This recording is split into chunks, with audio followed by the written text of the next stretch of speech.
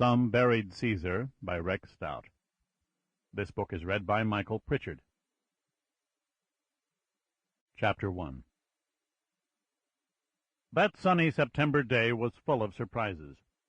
The first one came when, after my swift realization that the sedan was still right side up and the windshield and windows intact, I switched off the ignition and turned to look at the back seat.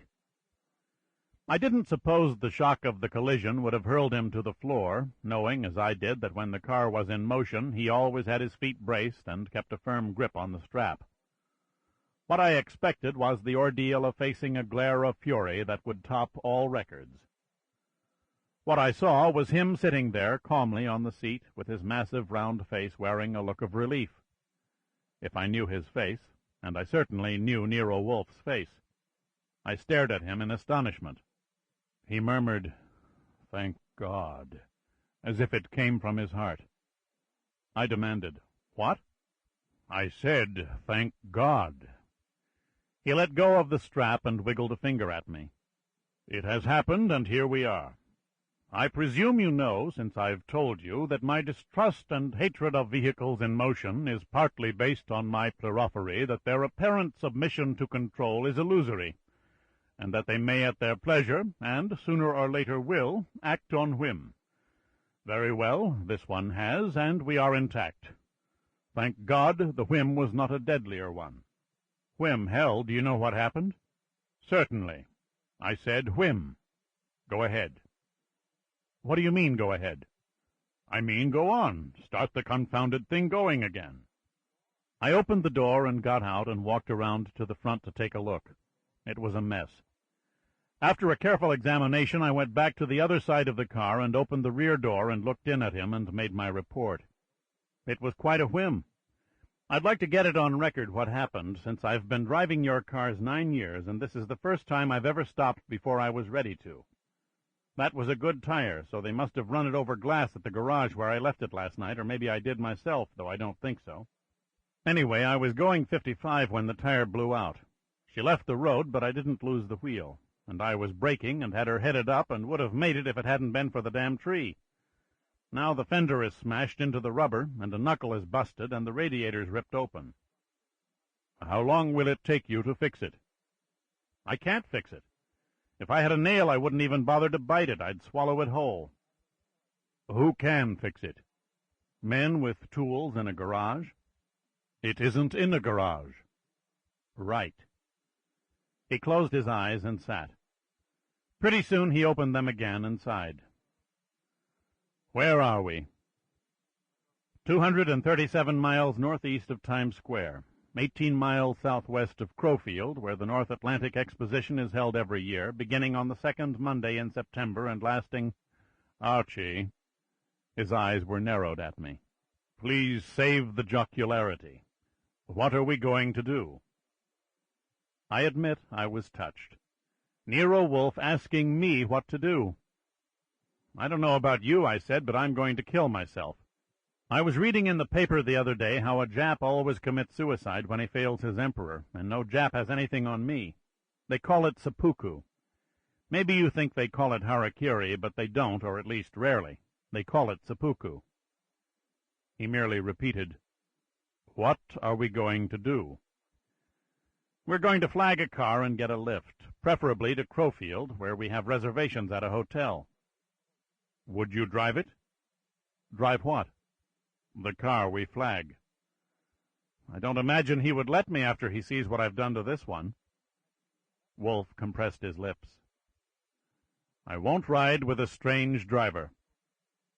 "I'll go to Crowfield alone and rent a car and come back for you." "That would take 2 hours. No." I shrugged. "We passed a house about a mile back. I'll bum a ride there or walk and phone to Crowfield for a car." "While I sit here, waiting, helplessly, in this disabled demon?" "Right." He shook his head. "No." "You won't do that?" "No." I stepped back around the rear of the car to survey the surroundings, near and far. It was a nice September day, and the hills and dales of upstate New York looked sleepy and satisfied in the sun. The road we were on was a secondary highway, not a main drag, and nothing had passed by since I had bumped the tree. 100 yards ahead it curved to the right, dipping down behind some trees. I couldn't see the house we had passed a mile or so back on account of another curve. Across the road was a gentle slope of meadow, which got steeper further up where the meadow turned into woods. I turned. In that direction was a board fence painted white, a smooth green pasture, and a lot of trees. And beyond the trees were some bigger ones, and the top of a house. There was no drive leading that way, so I figured that there would be one further along the road around the curve. Wolfe yelled to ask what the devil I was doing, and I stepped back to the car door. "Well," I said, "I don't see a garage anywhere. There's a house across there among those big trees. Going around by the road it would probably be a mile or more, but cutting across that pasture would be only maybe 400 yards. If you don't want to sit here helpless, I will. I'm armed, and you go hunt a phone. That house over there is closest." Away off somewhere a dog barked. Wolfe looked at me. "That was a dog barking." "Yes, sir." "Probably attached to that house. I'm in no humor to contend with a loose dog. We'll go together. But I won't climb that fence." "You won't need to. There's a gate back a little way." He sighed and bent over to take a look at the crates, one on the floor and one on the seat beside him, which held the potted orchid plants. In view of the whim we had had, it was a good thing they had been secured so they couldn't slide around. Then he started to clamber out, and I stepped back to make room for him outdoors, room being a thing he required more than his share of. He took a good stretch, his applewood walking stick pointing like a sword at the sky as he did so, and turned all the way around, scowling at the hills and dales, while I got the doors of the car locked, and then followed me along the edge of the ditch to the place where we could cross to the gate. It was after we had passed through, just as I got the gate closed behind us, that I heard the guy yelling.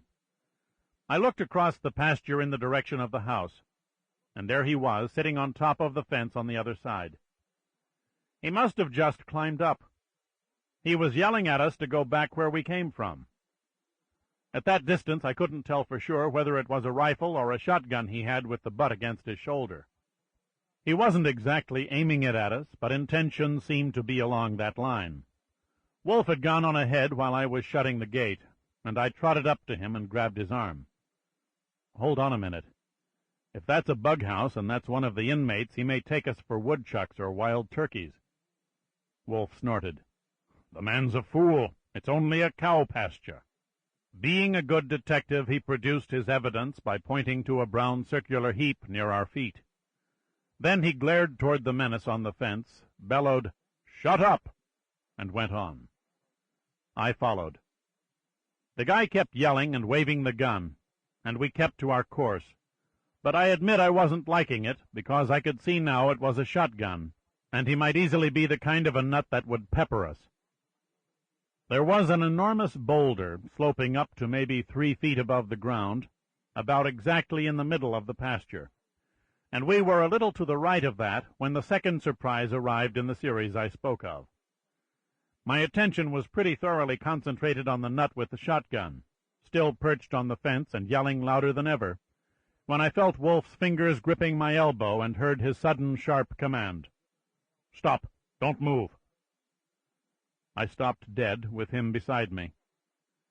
I thought he had discovered something psychological about the bird on the fence, but he said, without looking at me, "Stand perfectly still. Move your head slowly, very slowly, to the right." For an instant I thought the nut with the gun had something contagious and Wolfe had caught it.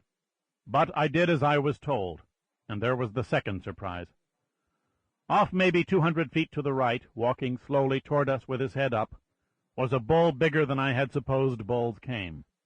He was dark red with white patches, with a big white triangle on his face, and he was walking easy and slow, wiggling his head a little as if he was nervous, or as if he was trying to shake a fly off of his horns.